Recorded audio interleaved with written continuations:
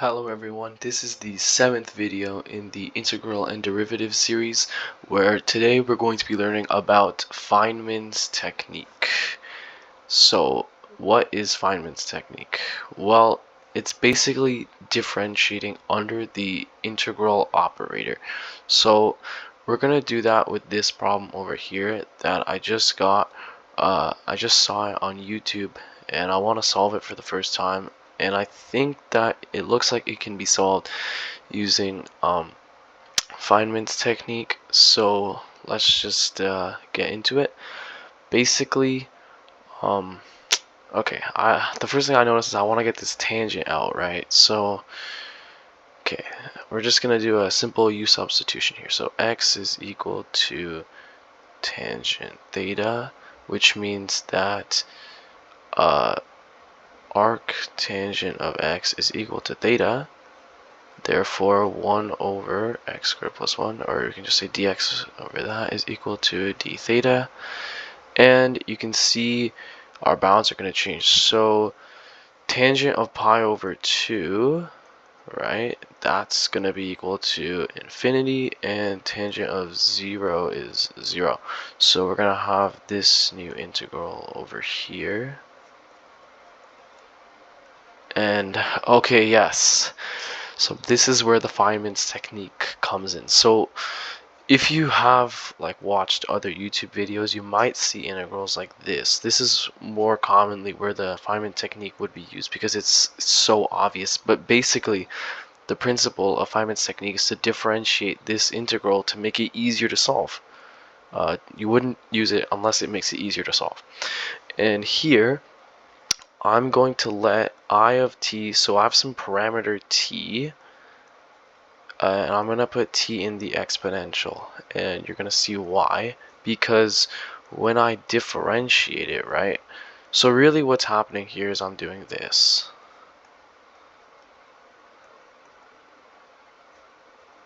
I'm differentiating both sides with respect to t, but I'm going to take this and then put it inside, which is allowed according to the fundamental theorem of calculus.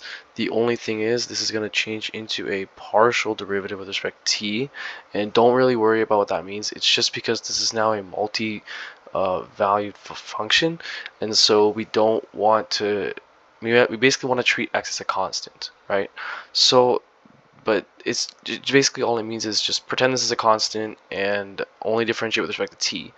So if we were going to do that, then all we're going to do is see this is sort of just like an exponential function. We're just going to get multiplied by negative x. That's it. Very simple. Now, look, that's not going to really help us. We need an x squared, so I'm going to differentiate it one more time. So then, okay, negative x times negative x is obviously just x squared. And then we have e to the negative tx over x squared plus 1 dx. Cool. Okay. Now we need the plus 1. Okay. Oh, damn. Okay. This is gonna be cool. This is gonna be cool. Ready? If we add these two together, oh my gosh. If we add these two together, we're gonna get, we can factor out the e to the negative t, right? X. And then this is going to be x squared plus 1. Oh, that is so beautiful. And then obviously, so these are going to cancel out, and then we're going to be left with negative t e to the negative tx evaluated from blah blah. Okay, so if we plug in infinity, obviously this is just going to go to 0. Sorry, this should be 1 over. Obviously this is going to go to 0. If we plug in 0, this is going to become negative 1 over t. However, it's going to be like this, so then that's just going to be 1 over t. Okay, so basically this is just the same thing. Now we have a differential equation. We basically just have y double prime plus y is equal to 1 over x, and we have some initial conditions as well. Okay, look, if we plug in 0, right, I have 0, then we're basically just saying that t is equal to 0. So then we're going to have the integral from 0 to infinity of 1 over 1 plus x squared dx. Okay, we all know that this is just arctangent of x evaluated like this. And arctangent of infinity is pi over 2. Arctangent of 0 is 0, so we're just going to get pi over 2. So this whole thing is just pi over 2. Y of 0 is equal to pi over 2. Okay, now we have another initial condition for infinity, right? That's just going to make the whole thing equal to 0. That's not hard to see. And what do we want? Well, we want when t is equal to 1. That's our original integral over here, right? When t is equal to 1. So I'm just going to say y of 1 is what we're looking for. Okay, now we have to solve this differential equation. So, okay. Yeah, this is like a little more advanced than the one that we did last time. And I don't really want to like teach how to do it, but I'll just walk through sort of my steps. But whenever you see like a y double prime plus a y, that just immediately makes me think of variation of parameters, which is like a technique to solve differential equations, where essentially you solve basically like a homogeneous part and a particular part, and you add them together, and that's going to give you the whole solution. It works pretty similar to the characteristic equations when you do like recursion. You can think about it like that. But anyway, let's just get into it. So first we're going to do the homogeneous part. So for the homogeneous part, we're just going to set it equal to 0. And so, right, this just means if I okay, so basically y and y double prime need to be of the same type, right? So I can just guess, and okay, if you do more differential equations, you'll understand. But basically, I can just guess that this is going to be some sort of exponential, and with some variable r, right? It could be multiplied by anything. So we're basically gonna find out what r is. So I'm gonna sub this back in, right? So then we're just gonna get basically r squared e to the rx plus e to the rx equals 0. So we can just divide everything by e to the rx. So we'll just get this, which means that r is plus or minus I, which means that yh is going to be equal to e to the ix c1 plus c2 e to the I negative x, and these are just the coefficients like of the characteristic equation. So if you've done recursion, I don't know, you might use alpha 1, alpha 2, whatever. It's pretty much the same thing. However, if we were to expand this, right, we would just get cosine x plus I sine x, and then another one, but except negative. So to simplify this more, I could just write it like this. Because remember, C1 and C2 can just be absorbed, so we can make them whatever we want. So this is the more general solution way of writing it. So now we have y of h. Now we need to calculate yp, the particular solution. So in order to do that, what we have to do is first calculate the Wronskian. So the Wronskian is this is the determinant of this matrix. Okay, so if you don't know what matrices are or determinants, you're gonna have a really hard time doing this. But yeah, I didn't plan on this happening, but okay. Y1 is going to be cosine x, y2 is going to be sine x. I'm just getting that from here, by the way, nothing crazy. And we also know that f of x is going to be 1 over x. Again, I'm just getting that from our original equation over here. And so now I can calculate the Wronskian. So essentially, okay, I'm just going to plug all these in. I'm just going to show all my steps, okay? Normally I would just do this like in my head, but okay. Derivative of cosine x is negative sine x. Derivative of sine x is cosine x. Okay, so w is gonna just be equal to, so AD minus BC. By the way, this is A, B, C, D, okay? And the formula for a 2x2 determinant matrix is AD minus BC. So we'll have cosine squared x minus sine x, which is just plus sine squared x, and we're just gonna get 1. That's pretty perfect. Okay, now we need to calculate. So we know that yp, right, yp is going to be equal to u1 of x, y1 plus u2 of x, y2. This is the general form for the particular solution.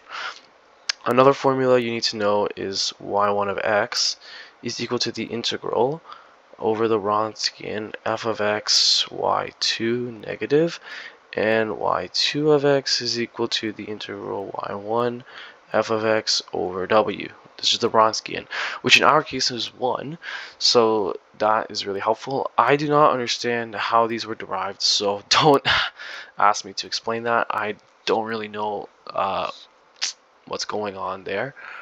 But anyway, sorry, I forgot to put the dx's.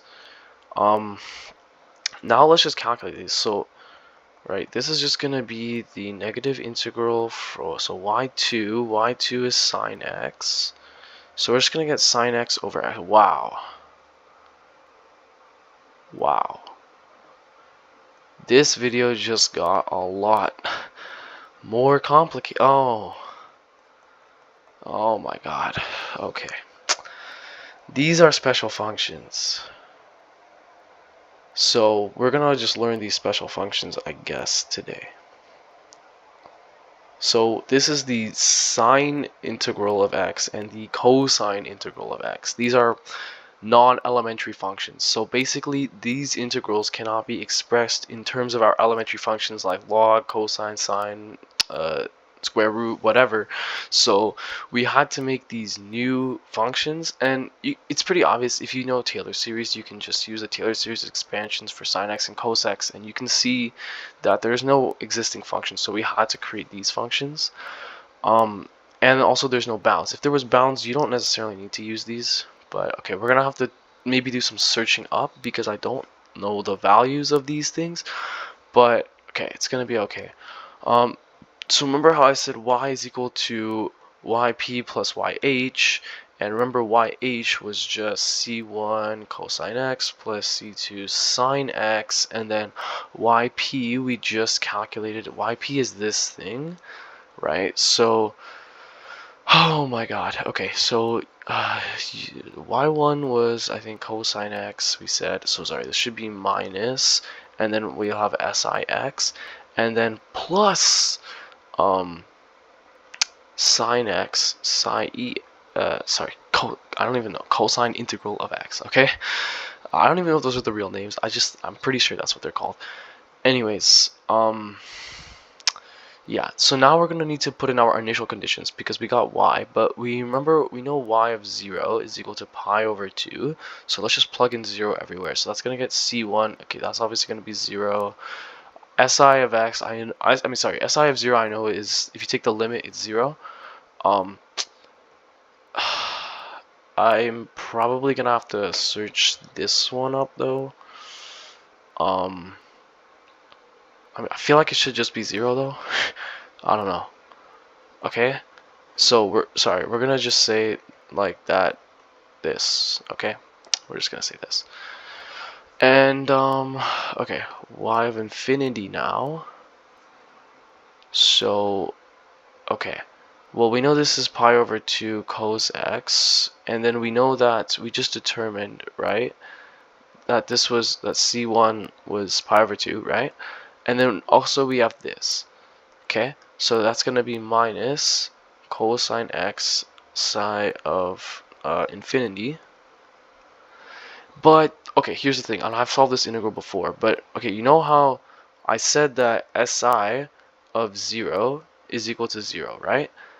And we know that si of infinity minus si of 0, well, that's the same thing as just the integral from 0 to infinity of sine x over x dx, right? So I've solved this integral before. Ironically, I solved it with Feynman's technique, and admittedly this would have been a better introductory one because all you do is introduce this term here and then differentiate, and you can see that those will not cancel out exactly, but this will produce a negative x, which will cancel out with that, and then you can solve it pretty easily. But basically you get pi over 2. I'm not going to solve it again because that would require another Feynman's technique, and this video is already extremely long. So I'm just gonna, you guys are just gonna have to trust me, and you can solve it by yourself later. But yeah, this is basically also just gonna be pi over 2. So then these are just gonna cancel out. So we don't really need to worry about that. And then now we just have the sine terms. So we have c2 sine x plus sine x ci of x. And I believe that this will also just go to 0. Therefore, sorry, I forgot to say that this is equal to, or I'll just continue the same notation, right? 0 is equal to c2 sine x. Therefore, c2 is equal to 0. Okay, so now we have c1 and c2. So we have our general form for the solution now is going to be pi over 2. You know what? Let's just factor out the cosine x and make this pi over 2 minus the si of x. And then we can say plus sine cix. And remember, c2 is 0. That's why I'm not including this term anymore. And remember, we are looking for y of 1 because y of 1 is equal to the integral from this of this, right? Which was our target integral. Remember when t is equal to 1. So now I'm just going to plug in 1. So we're going to get cosine of 1 pi over 2 minus si of 1 plus sine of 1 ci of 1. And this is going to be our general solution, and you can put this into your calculator. It's some numerical value, and yeah, wow. Okay, that is the answer, I think. Yeah, I don't think I made any mistakes. I think that this is genuinely the answer to this integral. Looks harmless, but oh my god, I definitely did not expect the answer to be this complicated. So anyways, if you guys enjoyed the video, make sure to stay for the next one. I think I'll just continue, solving these fun integrals on the channel because you guys can sort of learn the techniques elsewhere and then come here to see all the fun integrals that we find. Okay, next time.